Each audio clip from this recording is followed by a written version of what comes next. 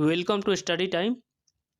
Friends, आज हम लोग रीजनिंग के कुछ अति महत्वपूर्ण क्वेश्चंस के बारे में डिस्कस करने वाले हैं, जो कि आपके आने वाले सभी एग्जाम्स के लिए बहुत ही ज़्यादा हेल्पफुल होगा, चाहे वो आपका सेंट्रल लेवल एग्ज़ाम हो या फिर स्टेट लेवल एग्ज़ाम हो।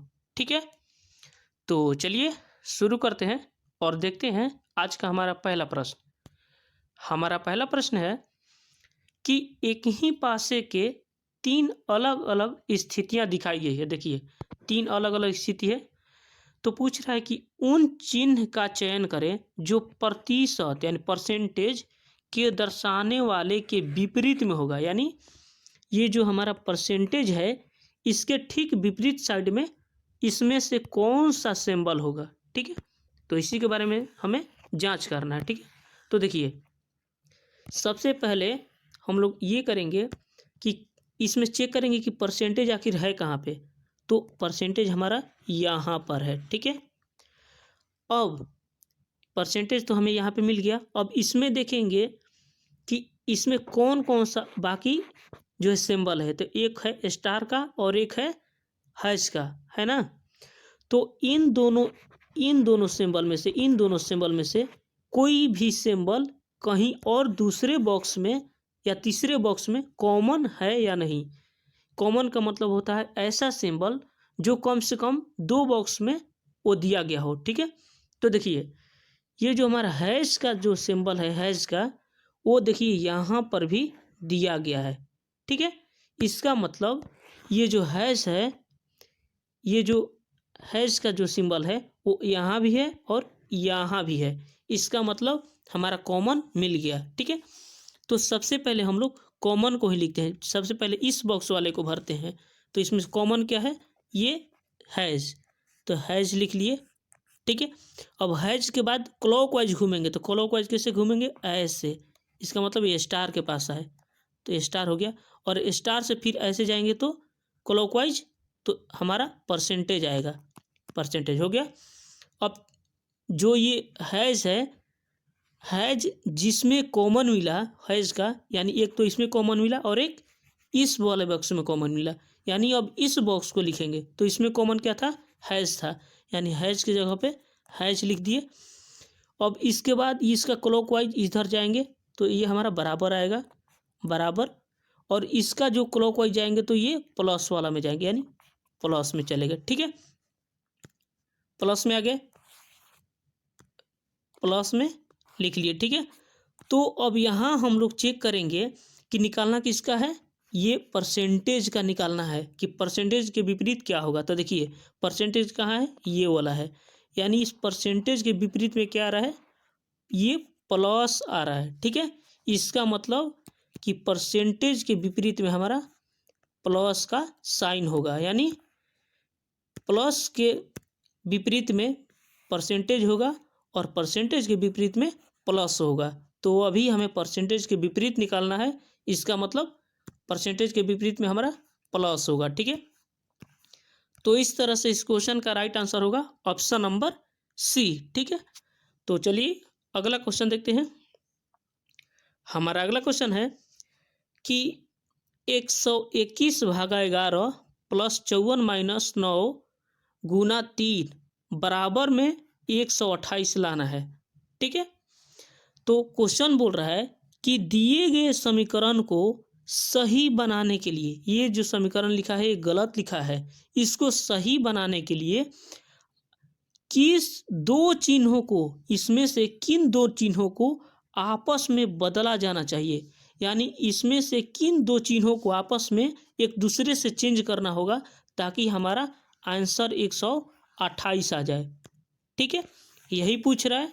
तो चलिए अब हम लोग इस क्वेश्चन को देखिए, इस क्वेश्चन को बनाने के लिए हमें बाई ऑप्शन बनाना होता है। ठीक है, तो एक एक करके हम लोग सारा ऑप्शन को चेक करते हैं। तो पहले चेक करते हैं ऑप्शन ए को, यानी प्लस की जगह पर गुना लिखेंगे और गुना की जगह पर प्लस लिखेंगे। ठीक है, तो देखिए लिखते हैं 121 है तो 121 ये हो गया, फिर भागा है तो भागा, फिर 11 है तो 11। अब देखिए यहाँ पे क्या है, प्लस, और प्लस की जगह पे क्या लिखना है, गुना, क्योंकि प्लस की जगह पे गुना और गुना की जगह पे प्लस लिखना है। तो यहाँ प्लस है तो प्लस की जगह पे गुना लिखेंगे, फिर 54 है तो 54, माइनस है तो माइनस, और 9 है तो 9, और गुना के जगह पे क्या लिखेंगे, प्लस। ठीक है, अब इसको सोल्व करके देखते हैं, और ये इसके बाद है 3। अब देखते हैं बराबर में 128 आ रहा है या नहीं। ठीक है, तो देखिए 121 में जब 11 से भाग देंगे तो 11 बार में कटेगा, और गुना 54 है तो 54, माइनस 9 है तो माइनस 9, प्लस 3 है तो प्लस 3। ठीक है, फिर आगे बढ़ते हैं, इसको सोल्व करते हैं।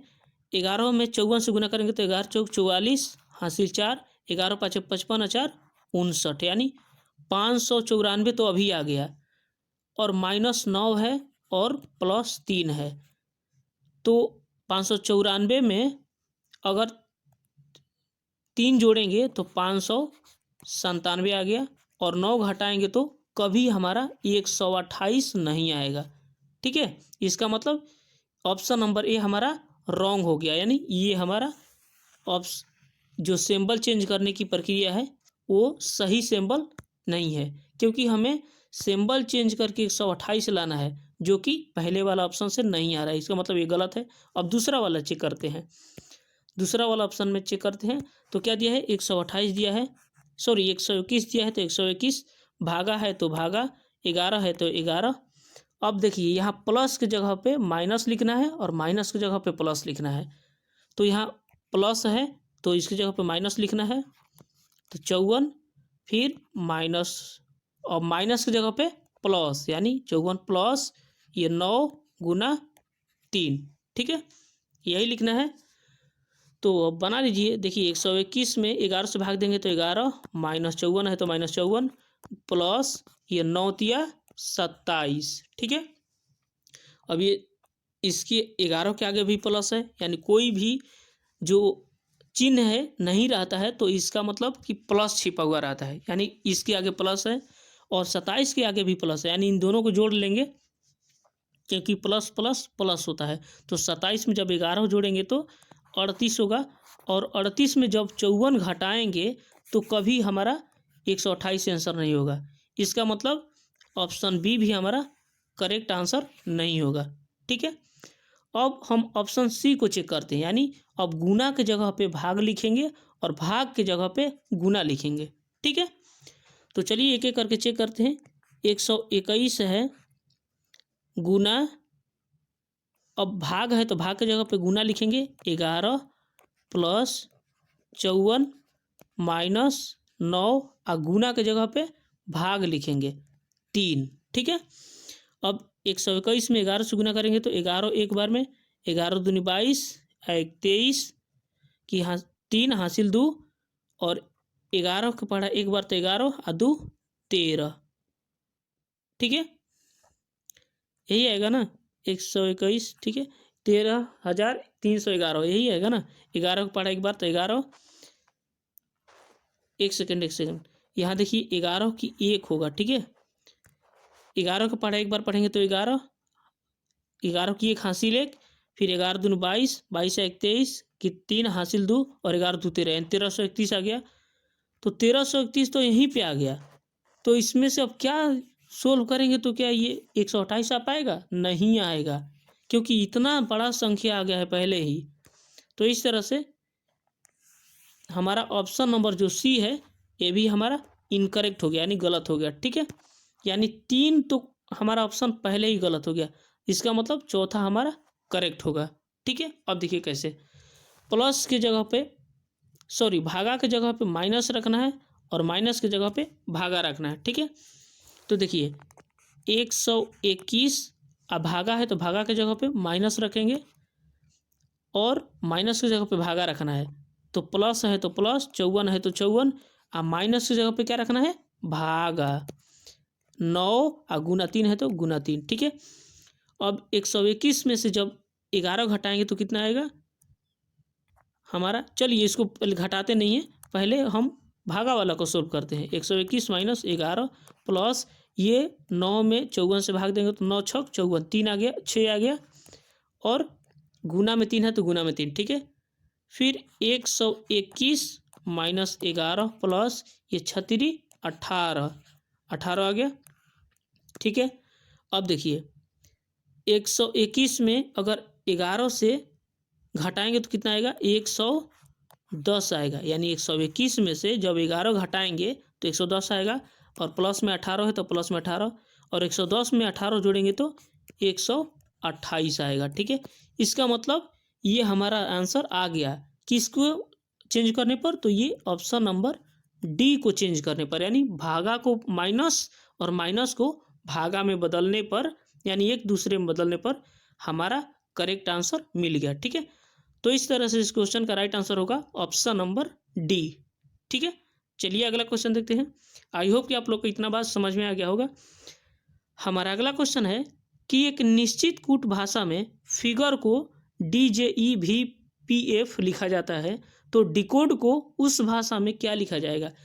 यानी कि ये जो है जिस तरह से इससे संबंधित है, तो डिकोड जो है इनमें से किससे संबंधित होगा, उसी तरह से। ठीक है, तो चलिए एक एक करके हम लोग अब समझते हैं। देखिए पहले लिख लेते हैं, क्या लिखा है, फिगर FIGURE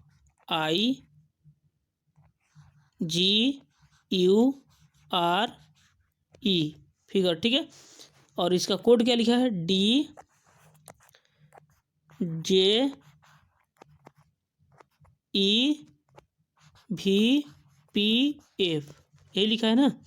तो देखिए एफ से जब डी में आ गया तो इसका मतलब क्या है, 2 घट गया।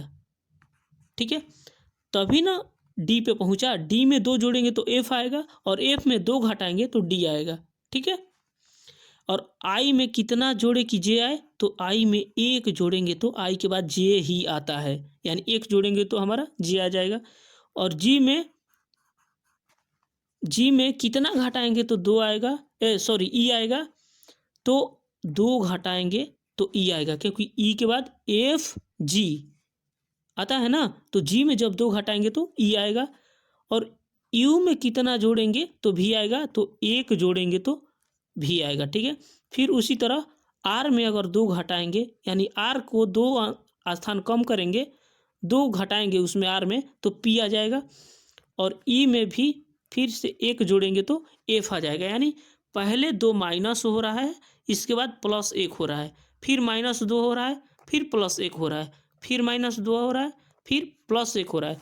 यानी कि पहले -2 करना है और इसके बाद +1 करना है, और इसी स्टेप में आगे बढ़ना है। ठीक है, तो चलिए लिख लेते हैं उसको, कोड को। जैसे लिखा है डिकोड, DECODE।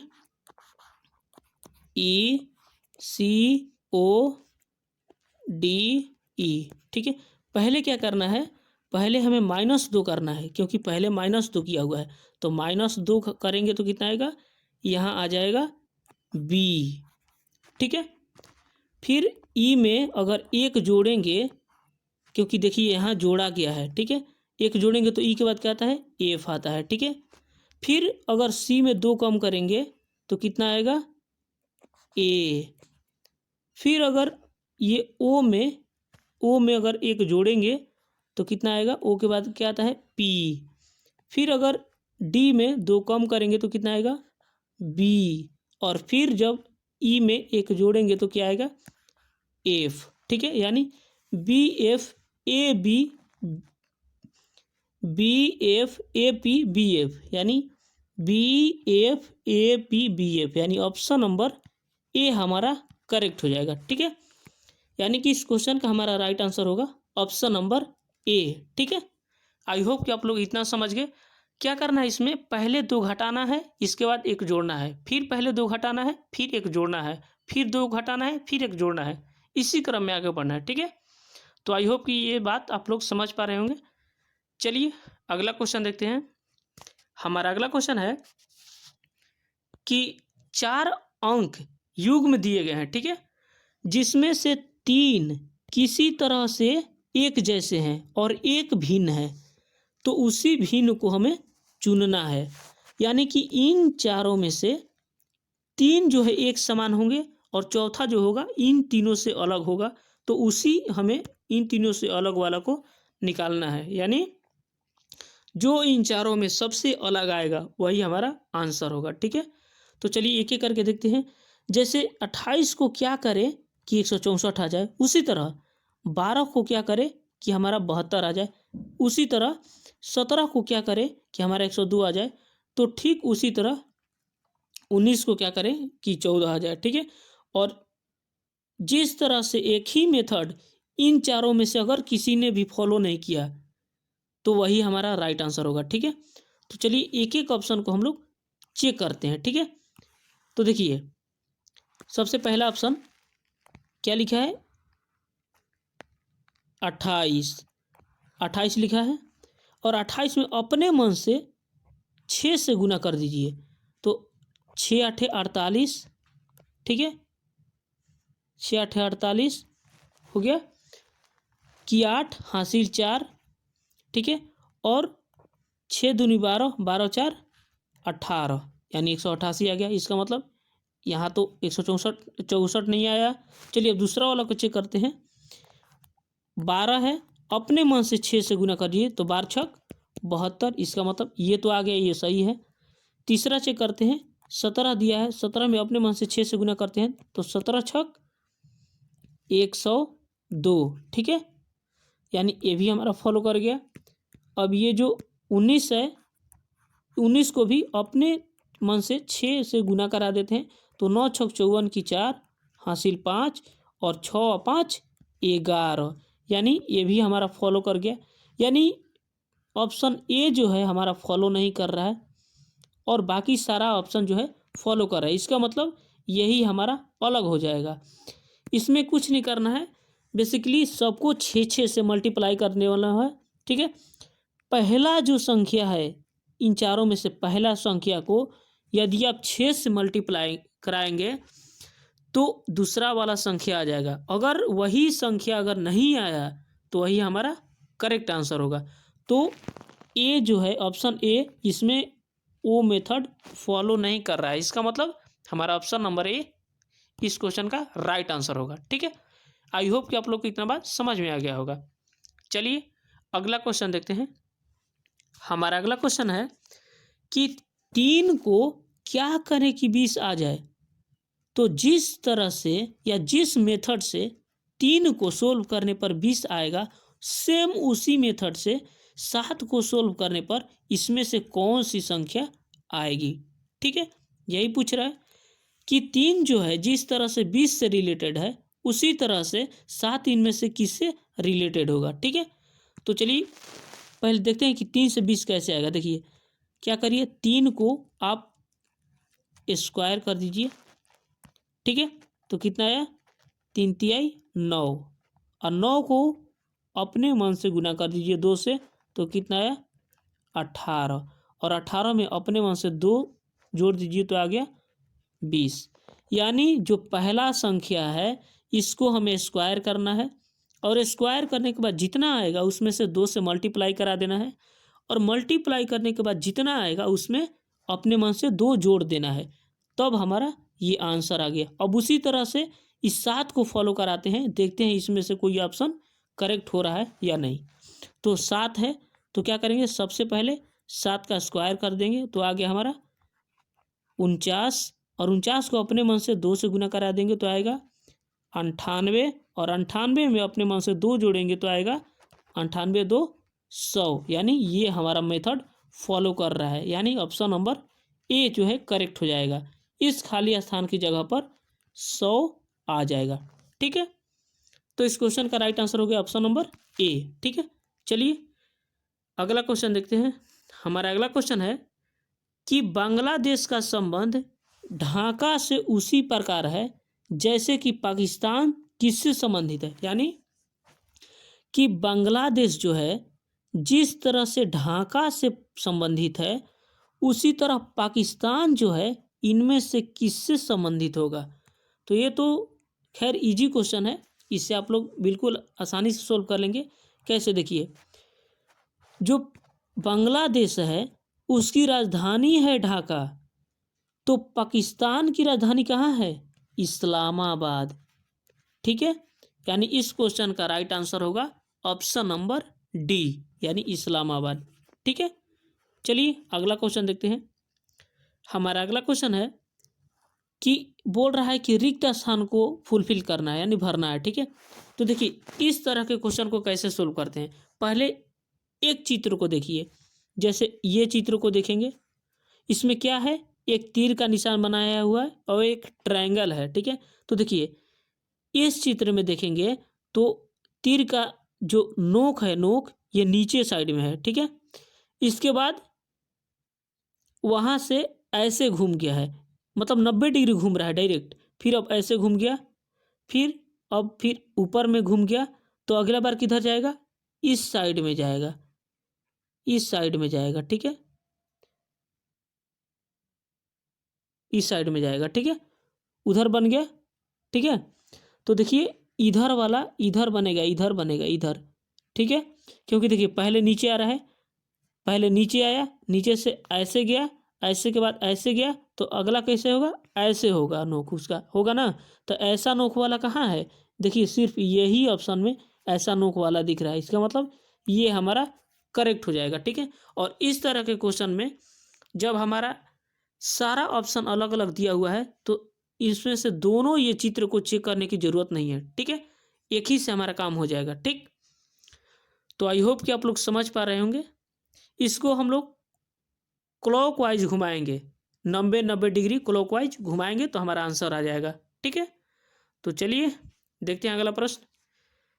हमारा अगला प्रश्न है, ये वेन डायग्राम का क्वेश्चन है, ये जो भी क्वेश्चन है वेन डायग्राम का है। देखिए इसको कैसे बनाते हैं, जैसे बोल रहा है कि सभी लैपटॉप कंप्यूटर है, तो मान लीजिए हम लैपटॉप को एल लिख दिए, तो जितने भी लैपटॉप हैं वो सब किसके अंदर आएंगे, कंप्यूटर के अंदर, कंप्यूटर को सी लिख दिए। ठीक है, और बोल रहा है कि कुछ टेबल लैपटॉप है, कुछ ही टेबल जो है वो लैपटॉप है, तो मान लेते हैं कि कुछ ही टेबल लैपटॉप है, यानी मान लीजिए कि जो टेबल का कुछ हिस्सा है, ये वाला कुछ हिस्सा वो लैपटॉप में है। ठीक है, तो आगे बोल रहा है कि सभी लैपटॉप कंप्यूटर हैं, सभी लैपटॉप कंप्यूटर है, बोल रहा है सॉरी सभी टैबलेट कंप्यूटर है, यहाँ टेबल नहीं टैबलेट लिखा है। देखिए यहाँ इंग्लिश वर्जन देखिए, टैबलेट लिखा है। ठीक है, टेबल नहीं है,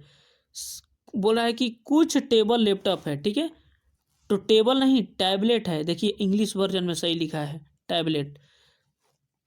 तो यहाँ बोला है कि सभी टैबलेट कंप्यूटर हैं, सभी टैबलेट जो है कंप्यूटर है, तो इसमें हम लोग कंफर्म नहीं बता सकते, क्योंकि यहाँ कोई टैबलेट और कंप्यूटर के बारे में कोई रिलेशन नहीं दिया गया है। दिया गया है, नहीं दिया गया है। इसमें ये बताया गया है कि जो टैबलेट है वो लैपटॉप है, ना कि इस कंप्यूटर के बारे में बताया गया है, तो इसलिए इसके बारे में हम लोग कंफर्म नहीं है। ठीक है, इसका मतलब अब ये जो पहला निष्कर्ष है वो गलत हो गया। दूसरा निष्कर्ष बोल रहा है कि कुछ टैबलेट कंप्यूटर हैं, हाँ, यानी कि जो हमारा टैबलेट है, अगर टैबलेट का जो ये हिस्सा जो है लैपटॉप हो सकता है, तो ये हिस्सा जो है वो कंप्यूटर के अंदर भी तो है, क्योंकि कंप्यूटर तो इतना पूरा है, तो कुछ ना कुछ तो कंप्यूटर का हिस्सा होगा ही, टैबलेट होगा ना। इसका मतलब ये तो हमारा सही हो गया।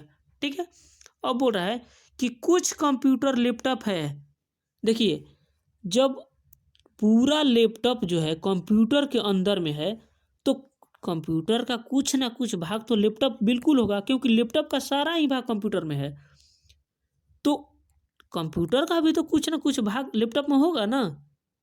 तो इस तरह से ये भी हमारा करेक्ट हो जाएगा।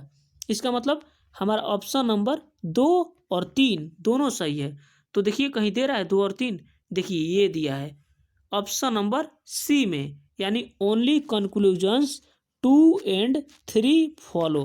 ठीक है, तो इस क्वेश्चन का राइट आंसर होगा ऑप्शन नंबर सी। ठीक है, तो आज का क्वेश्चन जो है हमारा यहीं पे समाप्त होता है। तब तक के लिए अच्छे से पढ़ाई करते रहिए, मिलते हैं नेक्स्ट वीडियो में, तब तक के लिए जय हिंद।